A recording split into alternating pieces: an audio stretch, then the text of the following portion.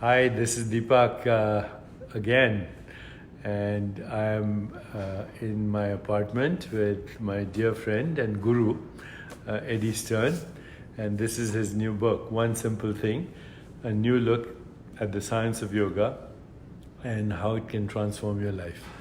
It's out there in bookstores. You can also go to any online store, including Amazon, and order it and enjoy it. You'll learn a lot because I did. By the way, I also wrote the foreword to this book.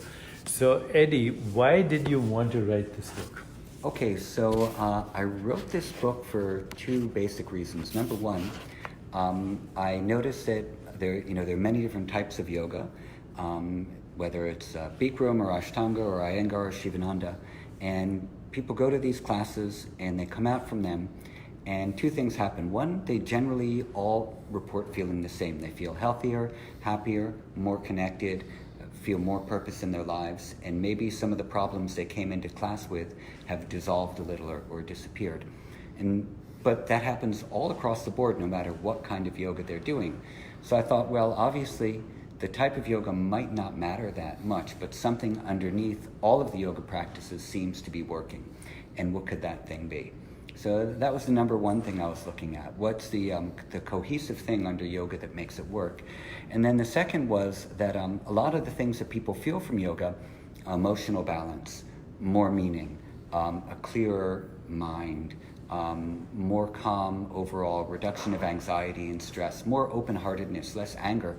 These are all kind of emotional things or mental things, but we're doing things with our physical body. So I thought, well, then, if the mind and body are a continuum, how is it that by using the physical body in a very particular way, we're making mental and emotional changes? And is there some location in our physiology whereby we can directly access these changes? So that was a sort of a neurological investigation. So, as I've been writing MetaHuman and talking to our audience here, and you can see people are calling from all over the world. Hello from Germany. Andrea, hello to you. Dee in Colorado, Denver, hello. Liz in Canada, It's hello. truly a connected world, huh? Aurora in Sweden, Okay. hello. Ramila, she says, I grew up in Whitby. I don't know what that means. Rima from Italy, Alessandra. Thank you all for being such great friends. So, Eddie, I have been focused only on one thing, and that is that everything that we call reality, whether it's the world, or it's our physical body, or it's our mind, or emotions, intellect, ego, they're all modified forms of consciousness. And if you listen to Adi Shankara's hymn, Shivoham. Shivoham. Shivoham. He talks about the 5 koshas as modifications of consciousness. Yes. So because you deal with all this and very scientifically, what are the 5 koshas? Okay, so a kosha means a sheath or a bag. We have 3 bodies: a physical body made up of the food we eat, the water we drink; a subtle body made up of our breath, our mind, and our intellect, the deciding, cognizing factor; and then the body of bliss, or the karana sharira, which is the body of the joy, which has its closest contact with consciousness. And it's also where all of our latent samskaras lie, which project us forward to our next birth. So it's said that Brahman, or consciousness, is the support for all of the other koshas or bodies, and that all of them come out as sort of projections of modified consciousness. And so which in turn yeah. has its source in pure consciousness, which is yes. infinite, right? Yes, and then within the tradition is the idea that since consciousness is Sat, which is always existing, Chit, which is always awake, and Ananda, unlimited, that it's the foundation of awareness or self, or the ability to know, which exists within us. And one of the things that consciousness wants to do is know itself. So how does it know itself? It has to then go through this process of manifestation, which is from pure existence to pure joy, and then for something to cognize that pure joy, which is the intellect, and then for things to have the potential for cognizing, which is the mind, and then for the potential for those experiences to be transmitted somehow, which is prana and the sense organs, and then finally the experience itself, which would be the body in the world. In the world. And it's all one continuum. And it's all one continuum of projected consciousness. So all experience is unified Mm-hmm. in this continuum of awareness. Yes. So once again, the book is One Simple Thing, a new look at the science of yoga and how it can transform your life. Eddie, I was totally taken by all the science. You see, I've been making notes Oh, wow. of your book, and that's how diligent I am as a Amazing. student. And so let's talk about something that a lot of people may not have heard about. Okay. I've spoken a lot about the vagus nerve. Aurora, thank you for your comment. Aurora is a dear friend of mine in Sweden. She's an Ayurvedic teacher, Oh, wow. and yoga teacher, and she's a big fan of yours as well. Okay, so here we go. One of the things that I've been talking about regularly is the vagus nerve and the bidirectional traffic and so on. But you have a very detailed discussion here in this book on what is called the polyvagal theory. Yes. So let's talk about that, and then let's connect some of that with the kleshas as well. Okay. I'll explain the kleshas and then you can talk about it. But what is the polyvagal theory? Okay, so the polyvagal theory was the concept of Dr. Stephen Porges, and what he says basically is that we have this hierarchical system of within the parasympathetic Hi, nervous Joanna system. Cooper. Thank you. You're always there. Sorry. No Go ahead. problem. And so basically, the vagus nerve is 80% of the parasympathetic nervous system. It's the oldest branch of our nervous system, developmentally for millions and millions of years going back. And basically, we have vagal nerves that go, from the brainstem down through the trachea and the throat to the heart and the lungs to the diaphragm. And all of those above the diaphragm are myelinated nerve sheaths. That means the messages are going very quickly back and forth between the body and the brain. And that's all above the Diaphragm diaphragm. and above. Yeah. And then below the diaphragm, we have vagal nerves that are going to the liver, into the spleen, the pancreas, the stomach, and the intestines. And those are unmyelinated nerve sheaths, so the messages are much slower. So above the diaphragm are related to parasympathetic nerves, which is rest, digest, restoration, and repair. And then below the diaphragm is related to fight or flight, when we sense threat and we need to protect ourselves. But then there's a further branch which is associated with immobilization, which is absolute fear of death and protection. And that these are three different systems that respond in a predictable fashion to the environment. So that means that without us having to think about it, our nervous system will respond in a symbiotic manner with the environment depending on what's happening. And when we are out of balance because there's too much environmental load, too much stress, then the vagal nerves above the diaphragm get temporarily impaired in their function. So instead of perceiving safety where there is safety, we might perceive threat where there is none. And then this leads to overactivation of the sympathetic nervous system, increase of inflammation of the body, and then moving on to everything you talked about. Immunocompromisation. Exactly. So, Yep.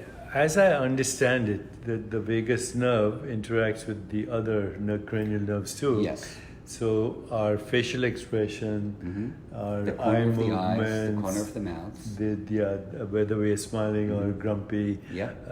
heart rate variability, Yes. breath, Yes. asana, what you call drishti here Yeah. in the book. If all of these are practiced in a unified manner, as in the yoga practice, Yeah.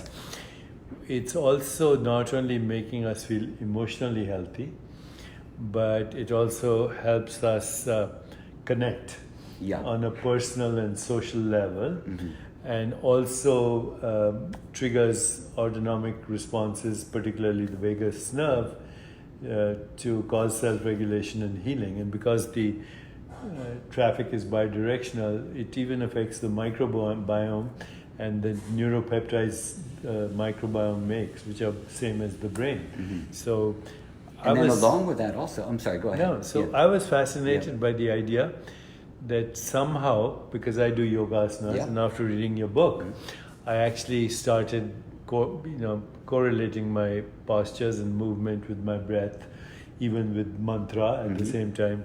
With drishti, you talk about 9 drishtis, and it's almost like a samadhi experience in movement. Yeah, amazing. There are two things. One, on the vagus nerve, this is something that Stephen Porges talked about. He says there are 4 basic neural exercises, he calls them, which will directly access the toning of the vagus nerve, which means information flows through the vagus nerve from the body to the brain. And these things are posture, and he says that even sitting up straight sends messages to the baroreceptors wrapped around the carotid arteries to monitor blood pressure, so that doing postures is good for blood pressure, even just sitting up straight. Next is breathing, because the abdominal efferents, moving in and out gently, will send a rhythmic message of safety and contentment and steadiness up to the brain. And then vocalization, chanting, singing, So humming. chanting and singing and humming, Like or Brahmari, like Pranayama. Brahmari, Yep. or even Ujjayi breathing. Ujjayi, all stimulate the vagus nerve in the throat. And last is behavior.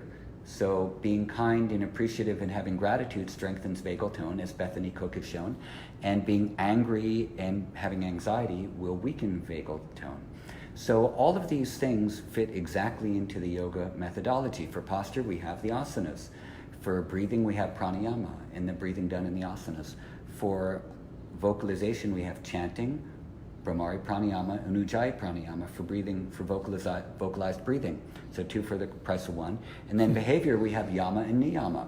So these are all the foundations of the basic practices that are contained in the start of the Ashtanga or Raja Yoga, directly impact vagal health, vagal tone, and physiological health, which the amazing thing is, when you look to Patanjali, he says there are 3 things we need to do to weaken the kleshas. And these are tapas, or things like asanas and pranayama, swadhyaya, things like chanting and study of text, like mantras, and last, swadhyaya, which is surrender, or an attitude of appreciation and gratitude towards God or the universe if you don't believe in God. So that brings us to the kleshas. Yeah. So kleshas. these 3 practices directly impact the weakening of the kleshas. So what are the kleshas? Okay, so according to the great wisdom tradition of Vedanta, there are 5 kleshas. Klesha is a Sanskrit word which means causes of human suffering. And the first is not knowing what is real.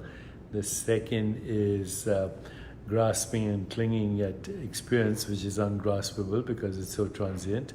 The third, as a result of that, fear of impermanence. The fourth, identifying with the ego instead of your source as pure consciousness. And the fifth, as the fear of death. So again, the wisdom traditions tell us that all the 5 kleshas can be solved if we just go to the first one, knowing what is truth, fundamental reality, instead of perceived reality. This is perceived reality, but this perceived reality is actually a result of interactions of consciousness with itself, which then splits into knower, knowing, and all modes of the known, but they're all the same. And consciousness being infinite knowers, infinite modes of knowing, and infinite objects known, all within itself, including the knowing of other species, because consciousness is the knowing element in every experience anyway, whether it's your experience or that of a peacock. The only difference is we have self-reflection, we fear death, we have imagination, and we have these constructs, birth and death, which are actually based on subject-object split, really. I like how you say this is all consciousness interacting with itself. Yes. Yeah. Right. Now, can you tell me a little bit about like yama and niyama from that perspective? Yama and niyama from that perspective are, spontaneous rules of personal and social conduct, I think. It's not like the moral codes of the 10 Commandments that you have to do this. I think as you get in touch with your source or your consciousness, which is infinite, spontaneously, the yamas and niyamas are natural. It's not a forced morality, which I think is just jealousy with a halo. Jealousy with halo is good. Right. Yeah. So, but what's the connection between with the kleshas and the midbrain? You talk about that here. Kleshas in the midbrain. Well, what my idea was that because we have all of these autonomic functions occurring in the brainstem, in the pons, and the medulla oblongata, that the survival functions keep us alive without us thinking about it. And if a moment goes by in the day where we're not breathing, for example, which is a survival function, our body will kick back in and say, stay alive. Mm-hmm. So the reason that it does that is because of fear of death, like not existing. So I thought, well, Abhinivesha, the last klesha you mentioned, has a physiological location in our body. In the brainstem. So that whereby if we don't allow those functions to happen, the body gets afraid and says, breathe, regulate blood pressure, eat some food, go to sleep, make a baby, so you can continue your line. So I thought, well, perhaps what the yogis did was they had all these practices that purposefully targeted transcending all these brainstem functions so that they weren't bound by the fear of existence. And that if you're not bound by the fear of existence, then what are you? Well, then you can access higher levels of brain function. The emotional level of pure love, the levels in the cortex of compassion and empathy, social interaction. But if we live at a fear-based level, we can't feel love and we can't express compassion. Yeah, I've been thinking a lot about this. As we all grow older, we face the inevitable, and what we fear, loss of existence. I think non-existence is not an experience. It can't be. Mm-hmm. If non-existence exists, then it must be existence. Yeah. So if there's potential existence, there's actual existence. Yeah. And just like wave particle, you go back and forth. Yeah. Right? And that's the continuum of birth and death. That's the continuum of birth and death. It's almost impossible to imagine non-existence. Yeah. Patanjali agrees with you, and so does Vyasa, the rishi. And they said that Abhinivesha is not the fear of death, because life and death are a continuum. A complement. They are complementary process, just like the sympathetic and parasympathetic are complementary branches of the nervous system. They're not antagonistic. But what we fear is extinction. And what do we fear the extinction of? That if the only thing we know is asmita, or our narrative, our false story. If all we know is that false story, we become very afraid, who will I be if I'm not that? That's right. And that's the fear of extinction. That is. And even the stories are recycled over eons of time, right? That's karma, vasana, samskara. There was one other thing I was thinking about, which is, more my whole take on metahuman, and that was that right now, if you look at modern cosmological theories, including string theory, multiverses, multiworlds, and all this, they're all going in the direction of infinite universes out there. String theory, literally, all these dimensions of space-time.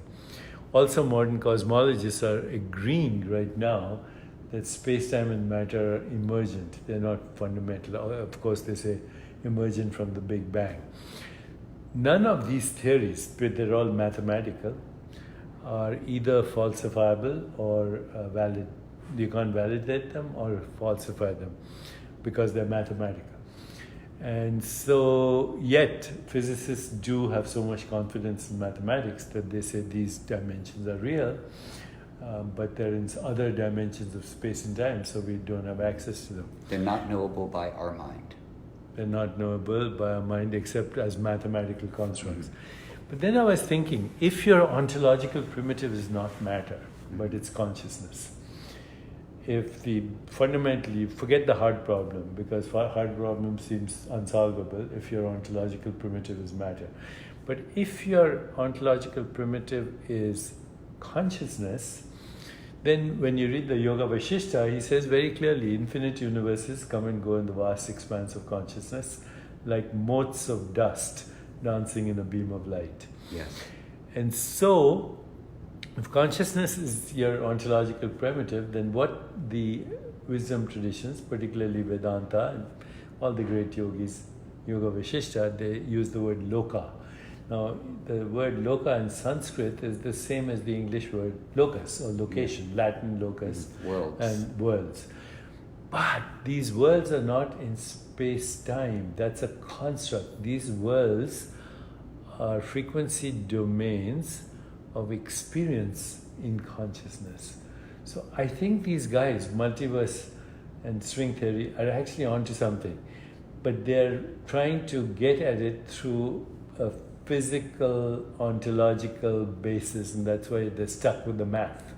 But if you understand that consciousness creates infinite worlds as states of being and consciousness, and everything that we call reality is A state of being. a state of being Changing or a state of modified being. state of being, then as Maharishi would say, knowledge is different in different states of consciousness, the body is different in different states of consciousness, the mind is different in different states of consciousness. Experience is different. Experience, cognition, perception. Therefore, reality is different in different states of consciousness. So I get it. There are infinite universes, but they're states of consciousness. Yeah. Just like this one So that that's we're in is a basically state of consciousness. what you right? were writing about in your article on Henry Stapp. Correct, Yeah. yes. Which was, I read it and I struggled to read it because I'm not at that level of intelligence, but it was very impressive. There's a story about the sage Vishwamitra who struggled for many tens of thousands of years to become a Brahma Rishi. And he wouldn't stop struggling until Vashishta would recognize him as such. And at a certain point during his tapas, he became very frustrated because he hadn't been recognized as the best of the rishis yet. And so there was an untouchable who came to him and said that he wanted to go to heaven, and he had done a lot of tapas also. But he wasn't being allowed in. So Vishwamitra said, I will create a new universe for you so you can go to heaven there. And so he started creating a new universe within our existing universe. And all of the gods and goddesses and rishis started freaking out, saying, you're going to destroy our universe here and throw off the balance of it because you're inserting a new one into it. So please, please stop. And they begged him to not destroy the universe. And so he said, okay. And as this untouchable was moving upwards towards this new universe, he fixated him there as the North Star and said, this will be your place where you exist now.